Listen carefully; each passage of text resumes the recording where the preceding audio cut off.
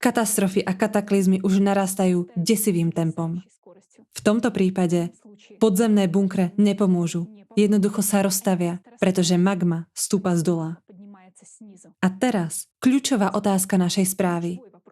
Koľko času zostalo dovtedy, kým dôjde ku katastrofe nášho cyklu? Už v roku 2028 bude na Zemi prebiehať 1000 ničivých zemetrasení denne.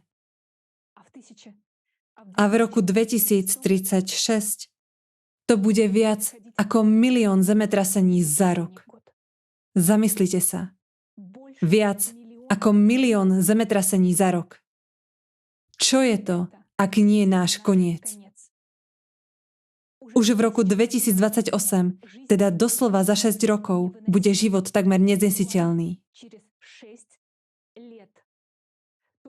Len popremýšľajte, váš pohodlný rodinný život, vaše podnikanie, vaše plány sa o 6 rokov skončia. A v roku 2036 skončí celé ľudstvo.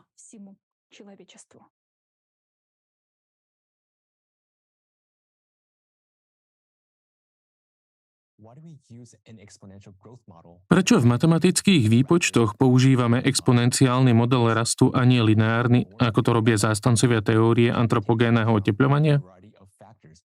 Pretože berieme do úvahy rôzne faktory v podpovrchových vrstvách a dnes môžete spolu s nami vidieť, ako rýchlo klimatické katastrofy naberajú na rýchlosti.